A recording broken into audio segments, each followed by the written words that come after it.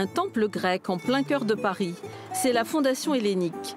Elle est nichée au creux de la cité universitaire. Ce patchwork de résidences dédié à 40 pays est ouvert au public. Un projet humaniste d'échange interculturel, imaginé après la guerre de 14 et lancé en 1925 pour accueillir les étudiants du monde entier. La Fondation hellénique est véritablement la maison du peuple, beaucoup plus que d'autres maisons de la cité universitaire, puisqu'elle n'a pas été construite par une donation de l'État grec, ni la donation d'un grand mécène. Elle a été construite grâce à une grande souscription panhellénique qui a permis donc à plusieurs donateurs de participer à la hauteur de leurs moyens. L'architecte Nicolas Zaos s'est inspiré du classicisme grec avec sa façade aux colonnes ioniques. Et les influences helléniques se marient avec le style art déco. Ici vivent 90 étudiants, mais pas seulement des Grecs, dans un souci de brassage culturel. C'est vraiment comme si c'était un bout de Grèce en France. Parce en fait, on prend nos traditions, on les fait ici. Par exemple, à Noël, au Nouvel An, il y aura des soirées, des fêtes à la grecque, entre guillemets.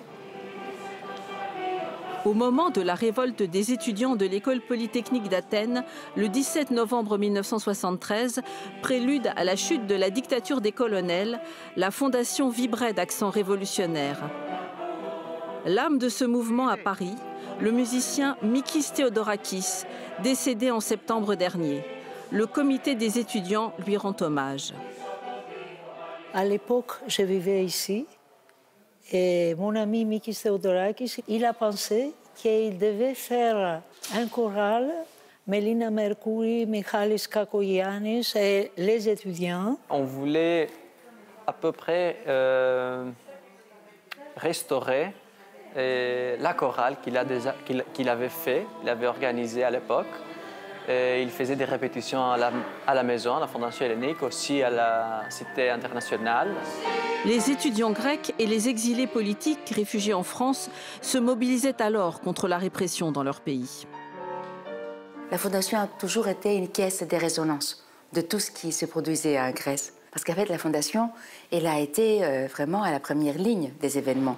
C'est vraiment un lieu de mémoire. C'est un monument, c'est un lieu historique, mais c'est aussi un lieu de mémoire.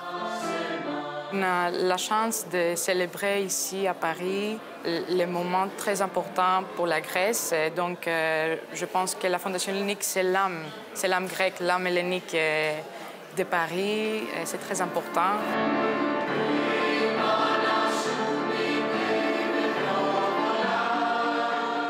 Un épisode historique riche d'enseignements pour la jeune génération.